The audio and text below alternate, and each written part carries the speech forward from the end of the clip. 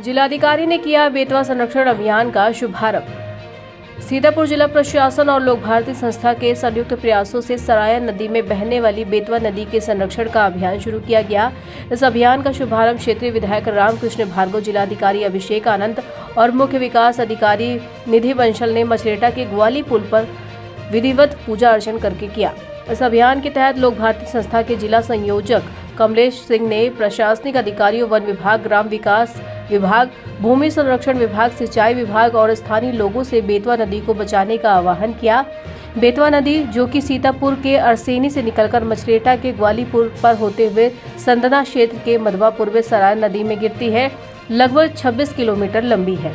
लोक भारती संस्था इस अभियान में पर्यावरण विशेषज्ञों और IIT के जानकारों को भी शामिल कर रही है। संस्था का उद्देश्य वृक्षारोपण, जल संरक्षण और विष मुक्त खेती को बढ़ावा देना है। जिलाधिकारी अभिषेक आनंद ने बताया कि इस अभियान के तहत सरायन नदी के पूरे चैनल का सर्वे किया जाएगा, साथ ही नदी के किनारे वृक्षारोपण कराया जाएगा। नदी में सिल्ट के कारण चैनल ब्लॉक हो गया है, जिससे नदी और जुड़ी हुई जलधाराओं के पुनर्निर्माण की आवश्यकता है।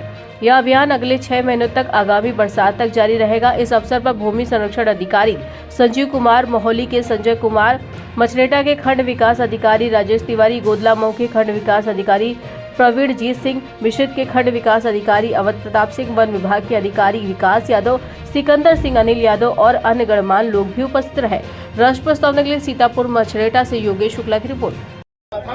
जिसको अंग्रेजी में वेटलैंड कहते हैं, हिंदी में झावर कहते हैं, झील भी कहते हैं।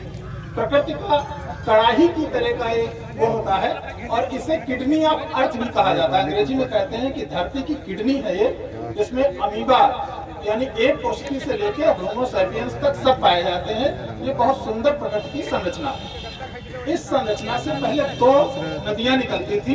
एक मंदाकिनी निकलती थी जो चित्रकूट होकर के माँ गोमती में जाती थी, और दूसरी ये नदी निकलती थी जो माँ सरायन को जल देती थी। ये इस पर अब बात करेंगे।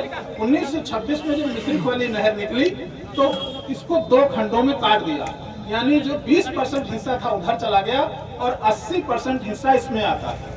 अब इसमें 3 और बड़े बड़े नाले मिलते हैं। एक है सौरी का झाबर, तो सौरी वाली जो नाला निकलता है वो सेवथान के पास से निकलता है, फिर अकबरपुर टिकरा के बीच से होता हुआ ये यहाँ आ जाता है जसरतपुर के पास, और फिर आकर के इसमें मिलता है। और एक और छोटा सा नाला निकलता है 8 किलोमीटर 7 किलोमीटर, तो जो टिकरा और इंडल ग्रंथ के पास से आता है और वो आकर के इसको जल देता है। तो ये जो हमारा झाबर है, इस झाबर को तमाम छोटे छोटे नाले ढेर सारा पानी देते थे, फिर वो झाबर नदी का स्वरूप लेता था, फिर वो माँ सरायन को जल देता था।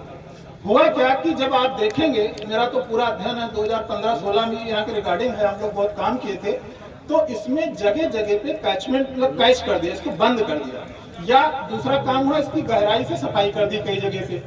तो ये ड्रेनेज अब नहीं रहा। जब कभी बहुत वर्षा होती थी हमारे क्षेत्र में, तब ये ड्रेनेज का काम करता था, यानी पानी को बहाता था, निकालता था। अब हमें पानी की कमी है, तो अब हमें क्या करना है, यहाँ इसमें जगह जगह चेक डैम, प्राकृतिक चेक डैम स्थापित करने हैं और उनके द्वारा जल को जगह जगह रोक देना है, ताकि जो नीचे का स्टेटा है वो ऊपर उठे, पानी जिसको मिलना उसे मिले, और कैपिलरीज जो बंद हो गई हैं, यानी एक सतह का जल जो हमें दिखाई देता है और दूसरा ऐसा जल है जो हमें नहीं दिखता लेकिन सतहों में नीचे बहता रहता है, तो वो उसमें बहता रहे।